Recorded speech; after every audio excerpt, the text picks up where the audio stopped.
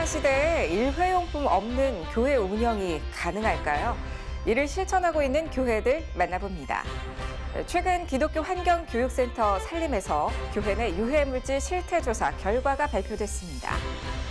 21대 국회에 발의돼 있는 25개 사립학교법 일부 개정안에 대해 한국교회가 입장을 발표했습니다. 전 세계 선교지 소식 전해드리는 월드리포트입니다.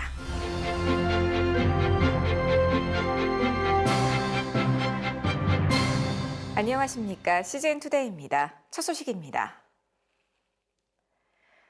코로나로 인해 일회용품 사용이 오히려 미덕이 될 정도의 분위기가 만들어지고 있는데요.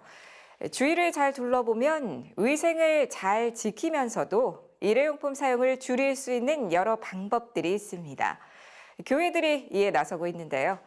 일회용품 없는 교회 만들기 김현정 기자가 취재했습니다. 일회용품을 안 쓰니까요. 몸은 조금 힘들어도 마음이 편합니다. 환경을 더 생각하게 됐고 내가 조심함으로 인해 지구가 바뀔 수 있다는 것, 우리 삶이 바뀔 수 있다는 것을 느꼈던 것 같습니다. 이렇게 일회용품 잘 쓰고 하니까 별거 아닌 것에도 좀 보람차게 느끼고 있는 것 같아요. 일회용품 없는 우리 교회 만들기 캠페인에 참여한 성도들은 삶 속에서 이렇게 많은 보람과 깨달음을 얻었습니다. 기독교 환경운동연대는 지난 5월부터 5개월간 전국 교회들을 대상으로 캠페인을 진행했습니다.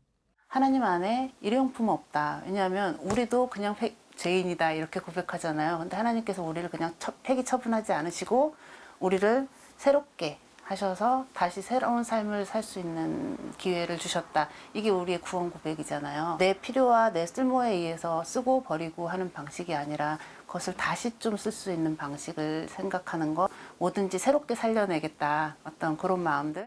캠페인에는 전주 예벗교회, 성문박교회, 참교회가 참여해 일회용품 없는 교회의 모범 사례를 만들 것을 약속했습니다. 현수막과 종이 홍보지 대신 스마트폰 알림톡 사용하기, 교회 정원 관리는 친환경 제초제 사용하기, 우산 비닐 대신 우산 거치대 쓰기, 부득이하게 비닐을 써야 할 때는 생분해성 비닐을 사용하기 등이 캠페인 행동 수칙이었습니다. 코로나로 인해 예배당 이용이 제한되자 교회 내에서는 물론 성도들이 가정에서 실천할 수 있도록 자가 점검표도 제공했습니다. 그 실천 내용들은 사진을 찍어 SNS에 올려 서로 격려하고 지지할 수 있도록 했습니다. 하지 말고 항상 우리가 교회에서 가르쳐준 대로 이걸 지키자 생각하고 가급적이면 안 쓰려고 노력을 많이. 코로나 때문에 그 환경에 대해서 더 관심을 갖게 되고 하루하루 이렇게 나오는 그 일회용 물품에 대해서 다시금 생각하는 계기가 되었습니다. 각성하게 되고 조금 더 세심하게 분리수거하는 것에서 교회에서 이 환경에 관해서 설교를 듣고 이런 실천을 할 수 있게 돼서 너무 반가웠다는 거예요. 막상 근데 줄여보면은 그거를 줄였을 때 반기는 교인들이 굉장히 생겨요. 기환연은 환경 보호를 위한 이런 행동적인 변화뿐 아니라 신앙인으로서의 정신과 마음의 변화가 중요하다고 강조했습니다. 우리가 갖고 있는 기독교 전통 안에 있는 절제의 경건이라는 거, 이런 것 지금 굉장히 많이 사라져 있잖아요. 쓰고 싶은 대로 다 쓰고 되도록이면 편리하게 살고 싶고, 이런 것들이 사실은 우리의 탐욕과 그다음에 편리함, 욕망 이런 것들에서부터 비롯됐다라는 것들에 대한 근본적인 어떤 성찰이 없이는 그냥 이렇게 하면 남들도 다 쓰고 이미 사회에서 다 만들어서 그 수많은 플라스틱 비닐을 쓰게끔 만들어가고 있는 이런 데서 어쩔 수 없다라는 얘기가 계속해서 나오고. CGN투데이 김현정입니다. 교회 공간에서 유해물질로부터 교인들의 건강을 지키기 위한 교계의 노력들이 이어지고 있습니다. 기독교 환경교육센터 산림과 노동환경건강연구소가 최근 환경 호르몬으로부터 안전한 교회 환경을 조성하기 위한 첫걸음으로 교회 내 유해물질 실태 조사 결과를 발표했는데요. 조준화 기자의 보도입니다. 슬리퍼, 바닥 매트, 책상, 의자 등 교회에서 흔히 볼 수 있는 물품들입니다.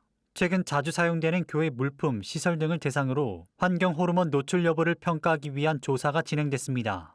서울에 위치한 교회 3곳에서 진행된 이번 조사는 가구부터 가전제품, 어린이 제품 등 다양한 항목들을 대상으로 했으며 납, 카드뮴, 염소, 브롬 등의 물질 함유 농도 등에 따른 기준으로 유해성이 구분됐습니다. 성장 발달 단계에 있는 어린이의 경우 환경 호르몬과 같은 유해 화학 물질 노출로 건강상 피해를 가장 광범위하게 받을 수 있는 만큼 더욱 주의와 관리가 필요합니다. 어린이들은 아까 말씀드렸듯이 이제 성장 발달 단계에 있고, 그다음에 이제 그 환경 호르몬이 어렸을 때 노출될수록 더 큰 건강에 나타날 수 있다라고 말했듯이, 그런 특징 때문에 어린이들은 특히나 환경 호르몬에 매우 취약한 이제 그룹이다라고 볼 수 있습니다. 총 791건의 제품 및 자재 등을 조사한 결과 PVC 재질로 확인된 것은 약 28%였습니다. 플라스틱 중 PVC 소재는 최대한 피해야 합니다. PVC 플라스틱의 가소제, 즉 플라스틱을 보다 유연하게 해주는 데 쓰이는 물질 프탈레이트가 주요한 환경 호르몬 중 하나이기 때문입니다. 또한 최종 유해성 평가 분포 결과에 따르면 전체 조사 대상 중 21%가 위험 기준 이상으로 중금속을 함유하고 있는 것으로 나타났습니다. 김원 박사는 이것이 교회만의 문제가 아닌 사회 전체적인 문제로서 안전한 제품의 선택 기준을 갖출 필요가 있다고 말했습니다. 현재 국가가 시행하고 있는 제도 중 어린이 제품 안전특별법에 따라 인증된 KC마크와 환경부의 환경인증마크를 최대한 활용할 수 있습니다. 또한 대체 우선순위를 고려했을 때 놀이 및 체육시설 등을 먼저 폐기하거나 안전한 제품으로 대체하는 것이 필요합니다. 기독교 환경교육센터 산림의 김경은 공동대표는 앞으로의 노력이 더욱 필요하다고 말했습니다. 옛날에부터 모르는 게 약이라는 얘기가 있었는데 모르는 것은 독이다, 아는 것이 힘이다 이런 생각을 하게 되었습니다. 오늘 이 조사 결과를 우리가 알았으니 이것을 약으로 될 수 있도록 CGN투데이 조준합니다. 한국교회 총연합이 한국교회를 대표해 사립학교법 일부 개정안에 대해 입장을 발표했습니다. 사립학교의 건학 이념을 훼손할 수 있다며 강한 우려의 한 목소리를 냈습니다. 김현정 기자가 보도합니다. 한국교회 총연합이 현행 국회에 발의돼 있는 25개 사립학교법 개정안과 관련 사립학교의 자주성과 공공성은 동시에 보장돼야 합니다는 제목의 성명서를 발표했습니다. 공론을 분열시키고 교육 현장의 혼란을 초래할 뿐 아니라 기독교 학교의 존립결합 기반을 무너뜨리는 사학법 개정안에 분명히 반대하는 점도 밝혀드립니다. 기독교 학교가 본연의 모습을 회복하는 계기가 되기를 바랍니다. 현재 발의돼 있는 사학법 개정안 중 논란의 핵심은 현행 4분의 1인 개방이사 정원을 2분의 1로 증원하는 것입니다. 학교회장을 학교운영위원회에서 추천한 2인 중에서만 선발하도록 하고 교원 신규 채용을 시도교육청에 강제 위탁토록 한 부분도 비기독교인 학교장, 교사가 학교 내에 들어올 수 있게 될 것이라는 측면에서 위기의 목소리가 높습니다. 기독교 학교나 일반 사학의 공에 대해서는 이야기하지 않고 일부 비리를 확대해서 전체 비리인 것처럼 하면서 그걸 방지한다는 그런 명목으로 이번에 사학법이 여러 가지 발의가 됐는데 저희들이 우려하는 것은 건학 이념이 무너져서 기독교 학교가 사라질 위기를 맞이했다는 것입니다. 한교총은 성명을 통해 사립학교의 인사권과 자율성을 제한하는 사립학교법 개정안을 반대한다는 입장을 분명히 하고 사학이 더 높은 도덕성과 투명성을 가질 수 있도록 역할과 책임을 다하겠다고 밝혔습니다. 기독교 학교가 건학 이념을 구현하기 위해서는 그 인사권이 자주적으로 행사되어야 한다. 그러나 이번 사학법 개정안은 기독교 학교의 인사권과 자율성을 심각하게 훼손한 과잉 입법 내용을 담고 있다. 사립학교의 비위와 비리 일체에 대해 단호히 반대합니다. 이와 함께 사립학교법 개정이 정치적 논쟁으로 비화되는 것에 반대하며 다음 세대를 위한 교육적 차원에서 논의돼야 할 것이라고 주장했습니다. 기독교 학교 정상화 추진위원회는 사학법 개정 반대 영상을 제작해 문제점을 적극 알리고 있으며 기독교 학교를 위해 함께 기도해 줄 것을 요청했습니다.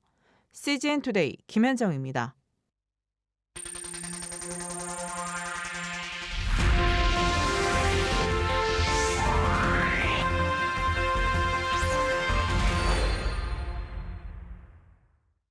전 세계 선교지 소식을 전해드리는 월드리포트입니다.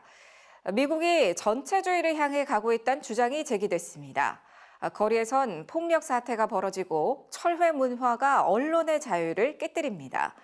신앙의 사람들이 소외당하고 비수능주의자는 창피를 당합니다. 그렇다면 교회는 어떻게 대응해야 할까요? 전체주의를 생각하면 흔히 조지 오웰의 소설 1984나 구소련을 떠올립니다.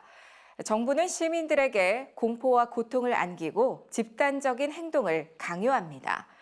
아메리칸 컨서베이티브의 편집장 로드 드레어는 미국이 온건한 전체주의가 돼간다고 주장합니다. Ours is going to be a more soft version where they use the infliction of economic pain and marginalization and shaming to force Christians out of the public square and to compel us to conform with left-wing ideology. And the fact that it's soft does not mean it is any less totalitarian. 독일 태생의 정치 철학자 한나 아렌트는 외로움과 사회적 소외가 나치 독일과 볼셰비키 러시아의 전체주의를 일으킨 주요 조건이라고 주장합니다. 드레어는 특히 소셜미디어가 젊은 층에게 고립과 불안을 조장한다고 말했습니다. It has made them desperate for something to solve their problem of alienation and their anxiety. I think that this is opening them up to the acceptance of a false idol that will be totalitarian, that will tell them, we can take care of all your problems, we can fix it if you will only say yes to us. That's what happened in Russia, and that's what happened in Germany, and that's what's coming here. 유대주의적 기독교 가치를 옹호하고 좌익 정치를 거부하는 사람들은 소외당하고 지목당하며 박해를 받게 됩니다. Conservative Christians and their churches and institutions are seen as an obstacle to progress. If you stand against LGBT rights, for example, if you stand against abortion rights, if you stand against critical race theory, you are a problem. 코로나19로 인한 고립과 스트레스에 미국 청소년들은 이미 변화를 요구합니다.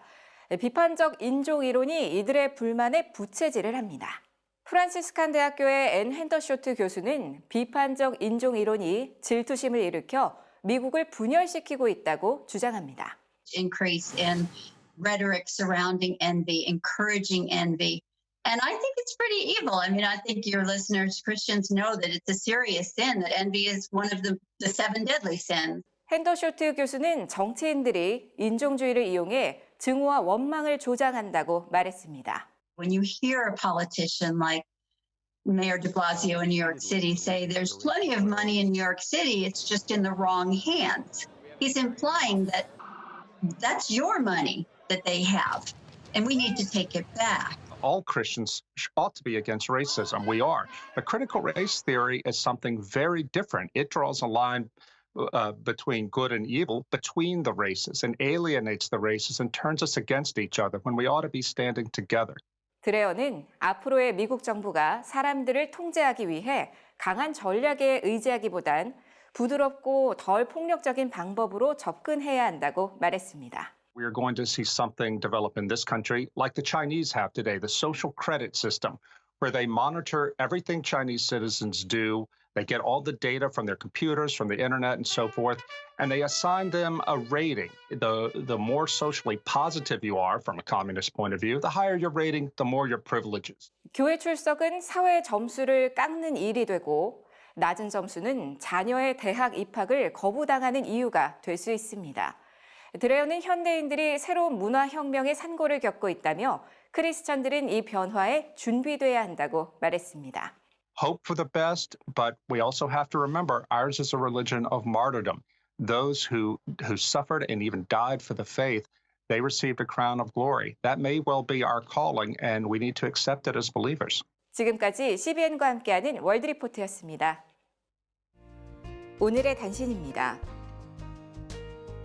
조 바이든 전 미국 부통령이 내년 대통령에 취임할 경우 도널드 트럼프 대통령의 여러 행정명령을 철회하고 낙태 반대 정책을 바꿀 것으로 예고했다고 미국 크리스천 포스트가 최근 보도했습니다. 바이든 전 부통령 캠프는 이미 조기 행정조치와 관련한 바이든 행정부 제안을 공개했으며 트럼프 행정부의 낙태 반대 계획 중 일부를 철회한다는 내용도 포함된 것으로 알려졌습니다.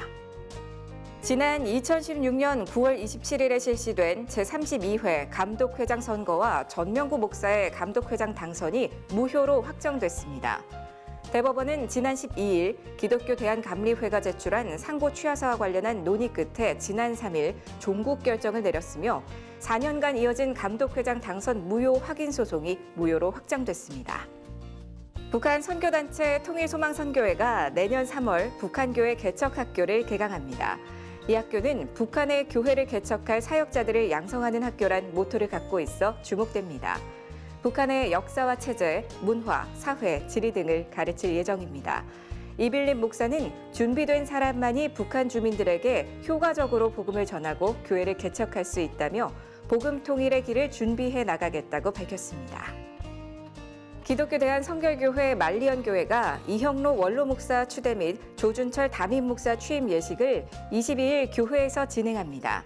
조 목사는 연세대 신학과와 서울신학대 신학대학원, 연세대 신학 석박사 과정에서 수학했습니다. 세상이 멈춰도 복음은 멈출 수 없습니다. CGN투데이는 더 넓게, 더 지혜롭게 세상에 바로 서고자 하는 그리스도인들을 위한 눈이 되겠습니다. 시청해 주셔서 고맙습니다.